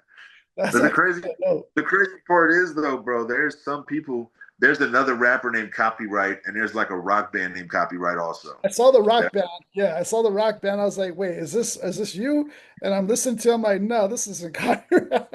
Unless you went into a whole different direction and started directing a band or something. Nah, Yeah. nah, nah, But but what's crazy is yeah, they write it the way you write it, which is kind of crazy. yeah. Yeah, because you write it But different. it was all real organic, man. Like I can't say I'm real proud of just everything, the way I got into this, you know, the way it unfolded and all that shit. Like it all came from a real organic standpoint.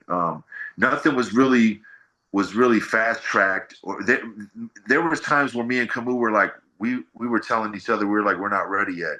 Like we knew we weren't ready yet. We knew we wanted to be on a certain level when we debuted to the world and shit, because we were such harsh critics that we were that harsh on ourselves. So it got we loved this shit to death, man. That's really all we wanted to do, was just this hip hop shit. Man, that's dope, bro. Yeah, that's real dope. Yeah. Um, man, that's ill. So like for you've been doing it, are you're an indie artist, right? Or are you with the label right now currently? With the label, I'm with Man Bites Dog, and then I've got some other ventures, like I've got my own indie label with Fat Beats Distribution, so Okay. Fat Records. But I always keep it so that I'm able to do a bunch of different things, Yeah. and so that's not like locked into any corner or anything like that. Yeah. How you know, because Yeah, I do this music full time though, yeah. I which always is a hear blessing. yeah, that's ill, man. It's and yeah, that's ill. You know, I always hear like sometimes, you know, people go through different things with the industry, you know, whether there's complications or anything. Have you ever experienced challenges through the industry and like what were like some lessons you got out of that and like how does that like helped you going forward? Or were there any challenges that you ran? Um, so I've never really had any bad situations with the independent side. Um, the only thing that I've experienced that I wish I would have handled different was when I won that Rock the Mic battle, and Just Blaze wanted to sign me to his label, Fort Knox. Yeah. Um, I listened to what my manager at the time was saying, and he was basically saying not to do it. So I wish I would have did what I wanted to do. Basically, what I would say is don't make sure that whatever you're doing is what you want to do. Don't listen to anybody else's like criticism over yours, because they might not see the vision for your artistry or for what you see for yourself or what you have planned for yourself. Like just look at Kanye and M and Jay, you know, I mean, and Biggie for that matter. So many people that the powers that be did not see the vision for what they were trying to bring to the table, and eventually it won. You know, eventually it worked out, but just because somebody else can't see it doesn't mean it doesn't exist. Do you And know also, like I said, if why it's a they were manager, against it? I'm sorry. huh? Do you know why they were against it, or was there any like? Could you share that? Why they're Oh, against? well, well, so Kanye. So you mean like in terms of each of the artists that I named? No, the person that you said was kind of like against you going with Just Blaze. Beehive. So it was Jay-Z's cousin who was managing me. He was like nobody wants to be Just Blaze, everybody wants to be Kanye. So that was his reasoning for it. So, but really what I'm thinking is that he's worrying about his 10% or 15% that he gets from his management cut, and he knows that Just Blaze isn't going to have a bunch of money to play with. You know what I'm saying, for advances and shit like that. Yeah, That's really what I'm thinking it really was. But I wanted to do that shit. I mean, I still regret not doing that shit. But yeah, it's weird. It's sometimes you can think, and I'm thinking, so in my head I'm thinking, well, because I know he's connected. Like I went to the 40/40 club with him and saw Jay-Z. You feel me? I know who he is. Like he's in Beehive's several Jay-Z verses. Like we pulled up. I went to Young Guru's crib to record, and when I got there, young or Memphis Bleak is leaving. You know what I'm saying? So I know he's not full of shit in any capacity. I met him at the Rock the Mic thing when I won the battle in between Jay-Z and 50 Cent's set. So I know he's legit. So in my head, I'm thinking, well, if he's telling me not to sign with Just Blaze, he's probably got some other shit up his sleeve. Because why would you just say, nah, I don't do that? So I'm thinking he's making a move based on confidence or something like that. And really, who knows what it really was. I'm really not going to disrespect the man because he really did nothing but show me love and help me out. And it never ended on a bad note. So, but all I'm saying is, though, at the end of the day, I would have been happy with signing with Just Blaze. This is around the time that he had Saigon and shit on Fort Knox. That was Just Blaze's label at the time. So, and it didn't happen. So, and sometimes you got to say fuck what the management is saying and just make sure that you get done what you want to get done. yeah, But that's one of the main things that I've learned in here is just not to listen.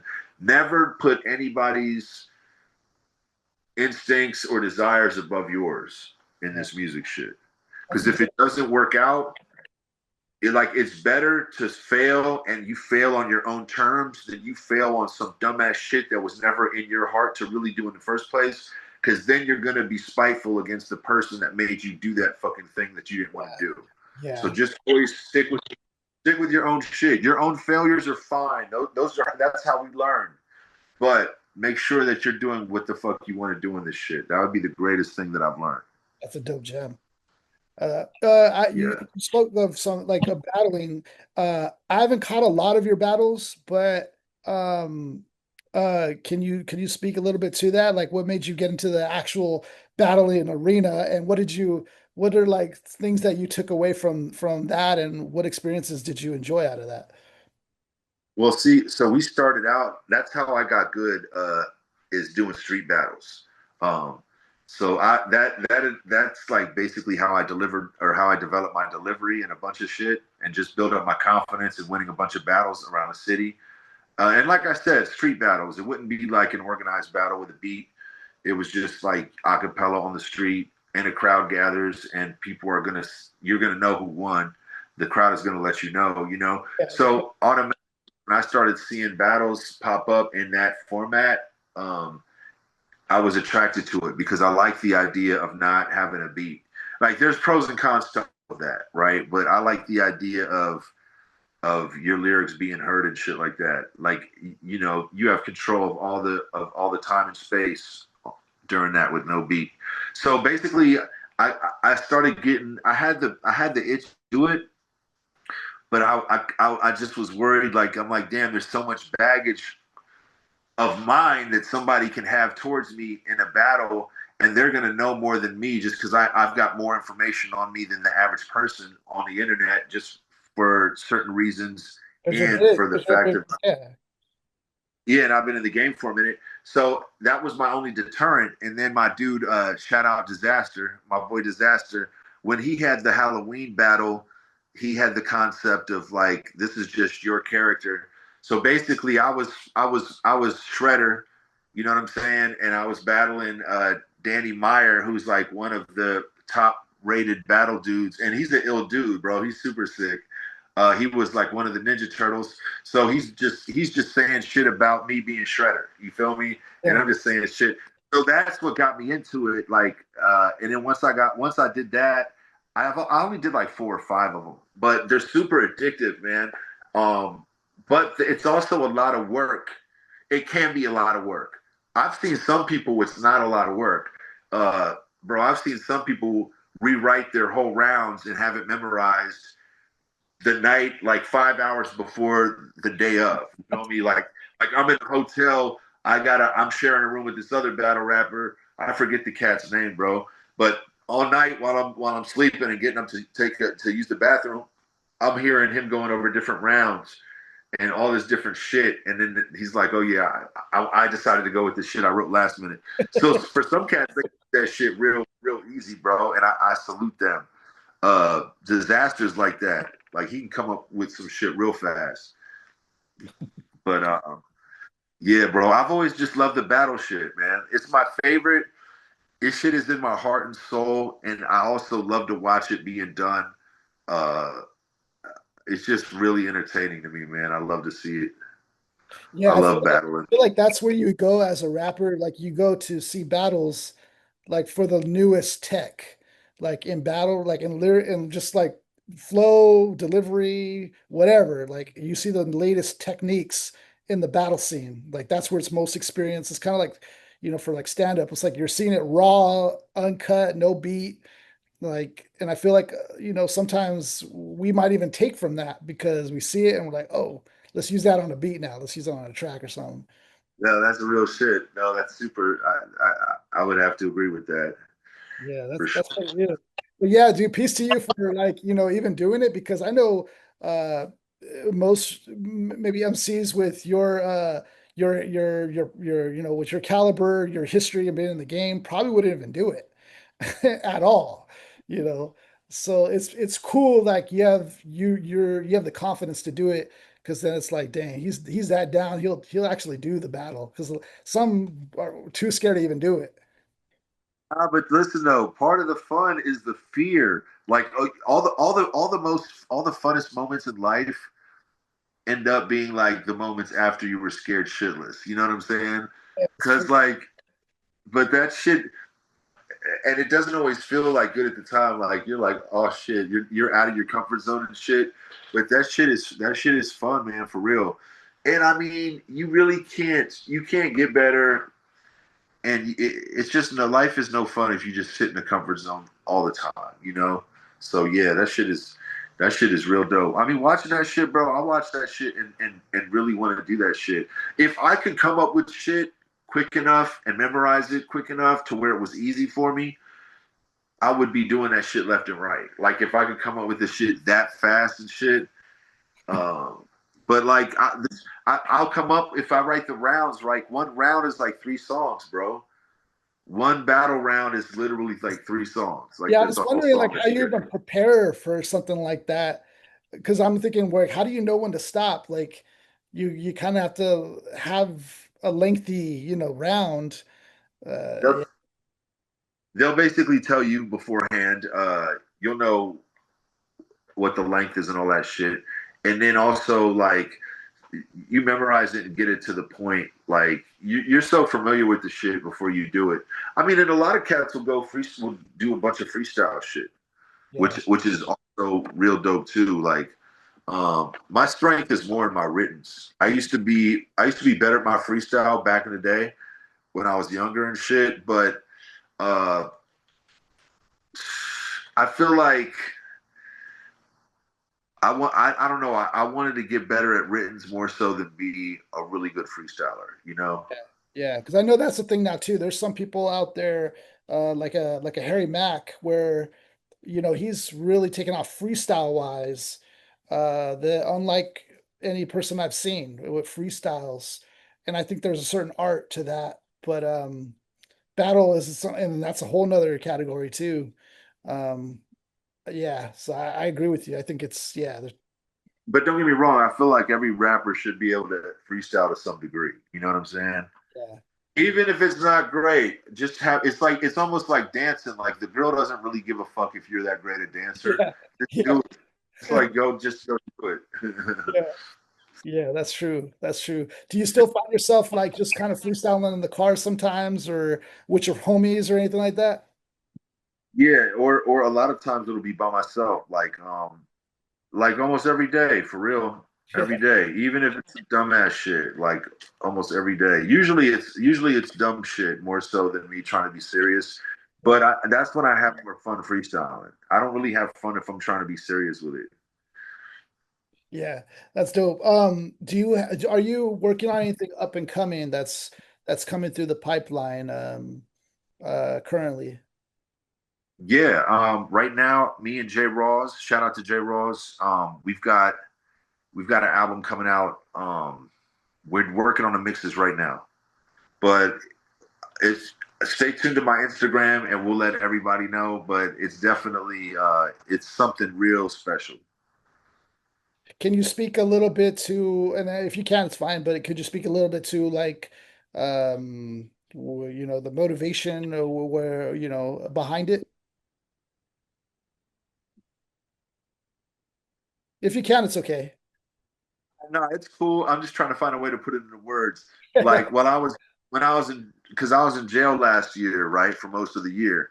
So a lot of this shit I wrote while I was in there, concepts that I came up with while I was in there, like so I was super clear headed, and I mean, like I still am now, but I was just really super clear headed on this J. Rawls album, and it's got some real dope shit on there. Yeah. It's different than my other albums. It's definitely different, a little different than my other albums. So I'm excited for people to hear. Yeah, that's dope. Yeah. Can't wait, man. That's dope. You know, I'm gonna ask a selfish question. For somebody who's I had recently just kind of put out my own little like project, my own like first album, my debut, and usually the first debut kind of tells your story, but then I still want to continue writing, but how do I like because I feel like I told my story now. How do you how do you know when you find your next like inspiration? Like how do you keep going, in other words? Man, that's a good question because there's been so many times where I'm just like, where you don't know what you're about to do yet. I don't know, man. I guess when you get excited about an idea or a direction is when you'll know. You definitely don't want to do it if you're not excited about doing it. That's a good But point. I would just say, I don't know, man. Wait till you find that excitement. Yeah, that's a good point. Yeah, I like that. That's a good point to that. Um, can you just speak a little bit? There's obviously this RJD2 lore, in the underground because I like for me, for example, in my opinion, unique, one of the most unique producers I've ever heard. And I thought the whole name, the moniker was also a cool play off of like, R2D2. Like just the moniker alone was sick. The beat he made was sick. The sound effects, the experimentation was sick. Can you just, I don't know, were you ever in the lab in production when he's like experimenting or like, do you have any stories with him that like can help feed this lore more about him? So look, yeah, I do have some stories. Nobody, we've never been in the lab with him while he's made beats. Um, like, okay, so the first beat he ever made, I remember he brought it over to the Intellects. This is a place where we were recording at the time. Shout out to the Intellect, and he brings us this beat. It was a Tage from Megahertz, Tage Future. It was a Tage solo song called Contagion, Mm. and like we didn't even know he made beats, man. He just got the MPC and just started. But but but he Crazy. did something real crazy. The beat was crazy because there was a part where there was a loop that Tage was rapping to, and then I remember it was like RJ hit the button on the turntable, and then the tone of it like slowed down, and then the tone that the record was when it stopped, it picked back up, like the loop started being that tone going forward. It was real dope. It was crazy, and that's the best I could describe it. Um, but like it was literally the first beat that he made. He said, and it was real. It was real crazy. But RJ's beats would always already be done for the most part, and then he would present them as like completed pieces, if you will. Yeah. Like that's how any beat that I ever got from RJ was like that. The only thing that I would do sometimes is I would go over to his crib in the real early days, and he would have a bunch of different sequences of the beat made, and he would just have me pick which sequence I want to go to each part of my verse. So I would just sit there and sequence out, be like, I would just go through shit, and I'd be like, okay, can you put this here? Can you put that there? So I would just help him arrange the song steps. But it was shit that he already had done. You know, basically, I'm just picking and choosing from shit he already made, sequence wise of a beat. So for those who might not know, the sequence is like a breakdown. It's just like a breakdown of the beat. So all this crazy shit, all this intricate shit that his beats would do, all that dope ass shit, he would just have all these options for me to pick from. And then I would just be like, oh, put this here, put that there, can we put this here? But nah, I would never actually see him do the work. Matter of fact, I asked him one time how he gets all these loops on, right? Like how do you get all these loops to match up? He told me he uses a guitar. It just doesn't even make any sense to me. I don't know how to play guitar. But he said he uses a guitar to do it. Now he comes from a musical background, like his parents are musicians. Um, so like, you know, I think his mom actually teaches music at a vocational school out here. So I know he knows how to play guitar, but I don't understand how a guitar would help you tune up different loops. You know what I'm saying? To be on one loop, but that's what he told me. Wow. Yeah, Yeah. I still I still have some. I mean, there's just so much incredible shit that he made that may still have never even came out. Wow, that's crazy. Yeah, Yeah, dude. I just remember like man when I first heard his stuff and then like the June track like I was saying that it was so different from anything. I was just like okay, it made it so interesting, hearing it because it was unlike the typical, stuff that you would hear back in the So early 2000s. the crazy shit about that, when I first got that beat, I had these verses about some ex-girlfriend, right? And then that's what the song was gonna be at first. Yeah. But I was like, that's lazy. Fuck. I was like, that's so lazy. I was talking to myself, like, that's so lazy. Just try to write some new shit. So, and my dad had maybe just died, like maybe a year prior or something like that. So I just decided I'd write about that.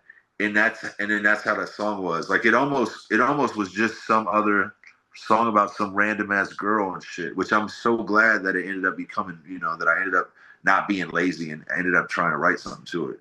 But it was always obvious to me to write or rap to like the beginning parts where it's kind of like more spacious in the drums, because once it starts getting too like instrumental, all that other stuff comes in, it would be like fighting all those loops and fighting all those instruments. Right, right. But man, I really I love. Yeah, I'm really happy with how that song turned out, man. I'm glad that we did that. Shout out to RJ. I just saw RJ a couple of weeks ago. Shout out to him. Saw him at the Wu-Tang concert. Oh yeah, dude. Yeah. How did you think about the show? Because I didn't get to go to that one. I went to the New York State of Mind with Nas and them though. But they said that this last one was like I missed out basically because it was something special. How did you feel about that show? It was incredible. It was truly incredible. Yeah, yeah, it was good. It was real good. They did all the songs you want to hear.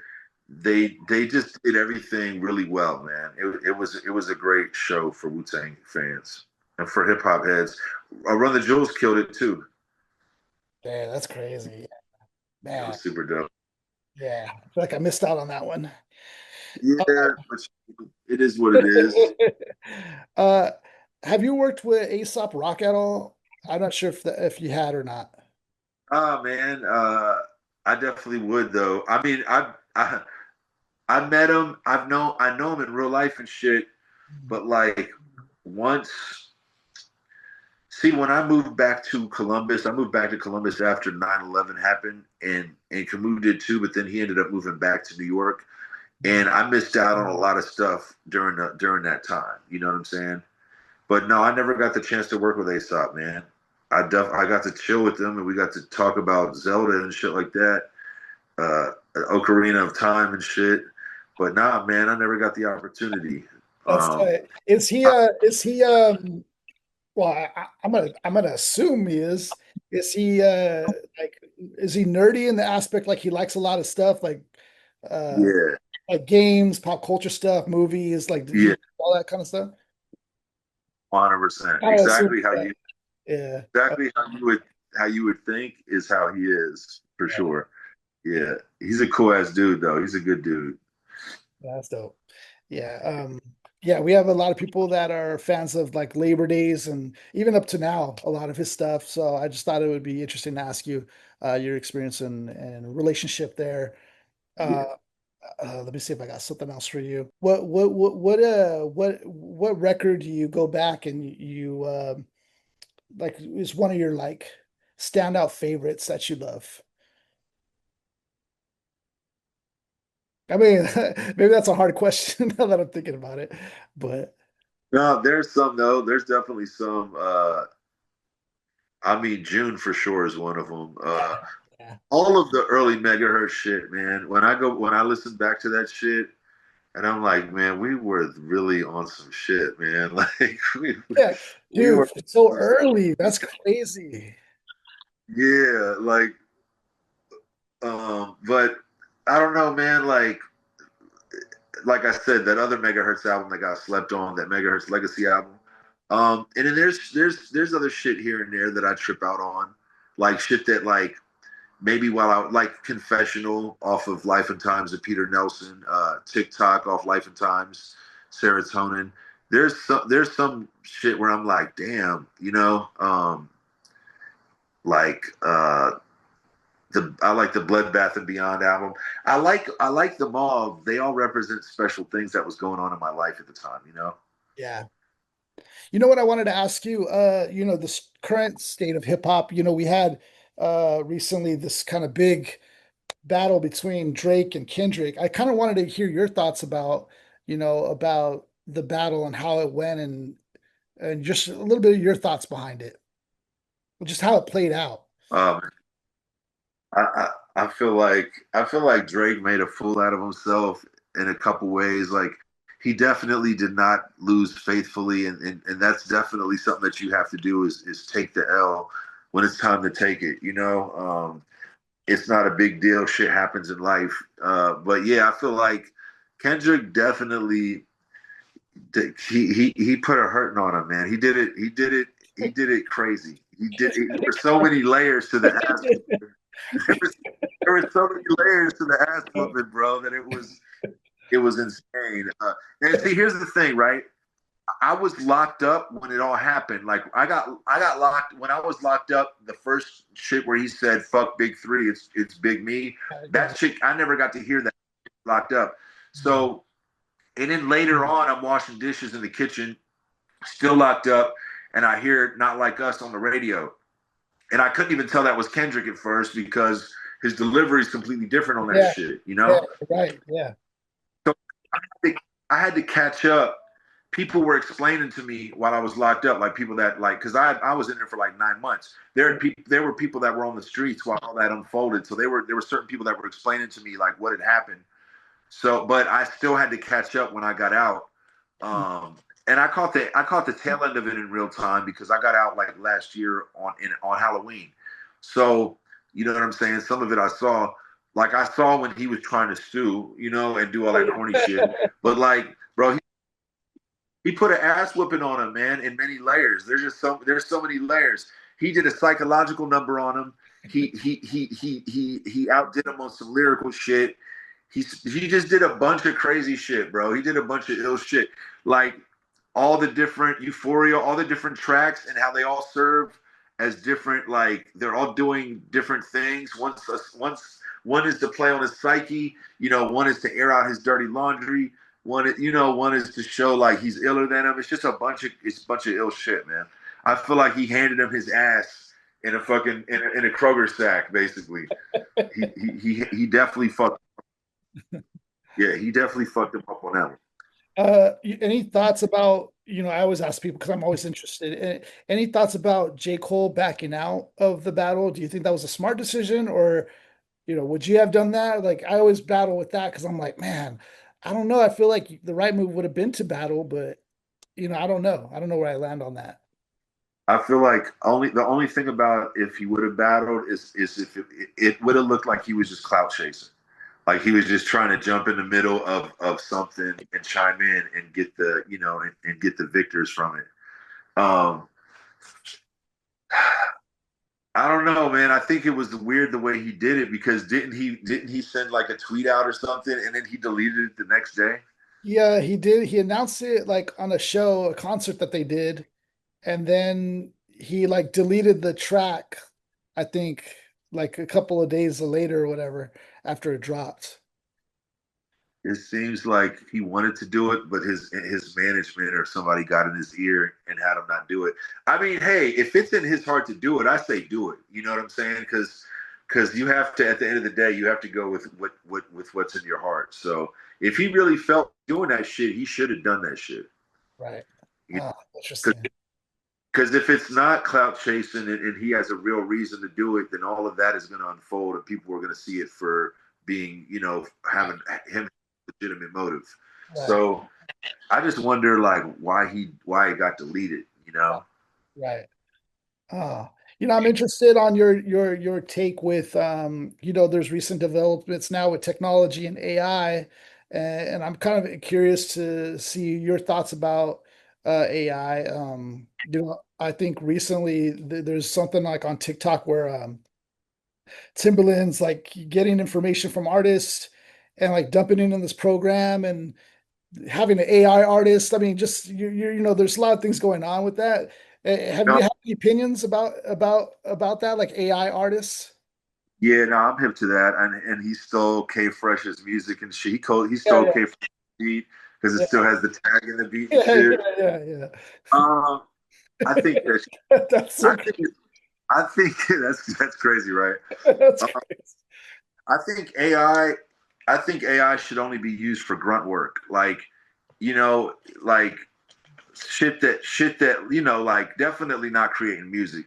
Um, Right, Now, if you're making a song called "It's All Right" and you're looking for a bunch of different samples of different people saying "It's all right," there's nothing wrong with doing a search. Hey, Chat GTP, what's the name of every single movie clip and timestamp it where someone's saying "It's all right." There's nothing wrong with that. That's just grunt work. right, But music, the thing about music is I don't want to hear it. I can't relate to a robot. The thing about art that I enjoy so much is relating to the artist, or being like, oh damn, I felt like this before. If you're looking at something sad, maybe you'll relate to it because you felt that way before. But like if it's AI creating it, how are you going to relate to that? It's going to try to trick you in, like what? It's going to try and trick you into relating to its art. I just don't want to hear anything that's not coming from the human experience when it comes to art, because that's what I am. I'm a human. If I was a cat, I would probably only like other cat artists. You know what I'm saying? But like, I don't. There's nothing that. There's no way that a fucking AI, any type of AI artist, is going to be better than like Roy Ayers or Bob James or Shaka Khan or Marvin Gaye, or like Jay-Z or any of these artists. There's just no way, man. There's no way I'm going to sit there and listen to something like that, a bunch of zeros and ones created on some dumb shit. I'm just not. You know what I'm saying? yeah, Like, I really despise AI shit. Now, don't get me wrong though. For some shit, it's cool. Like I said, grunt work. like maybe if you're doing an animated thing and you need background shit to loop up, like just like a highway scene or something for the background, and you're doing the other shit yourself, okay, I'm willing to live with that. Yeah. But I just don't want to see people, like, I'd rather see some shitty human art than see some cool ass AI shit, you know? That's just how I feel. I could at least relate to shitty human art because I've done that before. You know, it's not even about the art; it's about the thing that's trying to express the art. Really, for me. So yeah, dude, I'm good on that. I need a human doing some art. Yeah, no, that's a dope way to put it, though. Yeah, that's a dope way to put it. You know, I saw some of those things pop up, and I'm like, I don't know. Like, I know Timberland's always trying to be ahead of the curve. I get it, but I don't know. Like when I was seeing the wave of it being the AI artist, I was like, is that the direction we're going? I don't know. It just didn't feel right. I don't know. To me, uh, and you make a great point about the artist, actually, even more so than the art itself. Yeah. Yeah. So that's yeah. Nah, I'm team anti AI. Now, don't get me wrong, though. I'm not gonna. Certain artists that I like a lot, I'll give them a pass on certain shit. But yeah, you know, because it's not like, put it like this: if there's an artist that I like a lot and they used AI to like make like a little video, you know what I'm saying? Like, I'm not tripping on that, you know? Yeah. Like, I'm not gonna be mad at there's a De La Soul AI video and it's a song that's never even was a single. This is just a bonus shit. I'm not gonna be mad at that. You know, just some extra content for viewers. I get what that is. But you know, if it's somebody really trying to use AI for like the bulk of their shit, you know, I can't really get on board with that, man. So Copywrite, man, I want to just thank you for being on the show. Thank you for, like, you know, all your work, man. You've been such a legend in the game. You're still doing it, which is, you know, thank you for the inspiration and like the motivation to, you know, for all the artists, you know, who love and appreciate your work, man. I know I can say that confidently that there's a lot of people that appreciate your work, and it goes a long way. So thank you for being a part of the show. And man, it's a blessing talking to you, brother. Yo, thank you. It's been an honor. It's been a blast chopping it up with you. And yo, I appreciate all the kind words, bro. I'm humbled by it, man. And I just want to wish you all the success in the world, man. Yeah, thank you, brother. I appreciate it.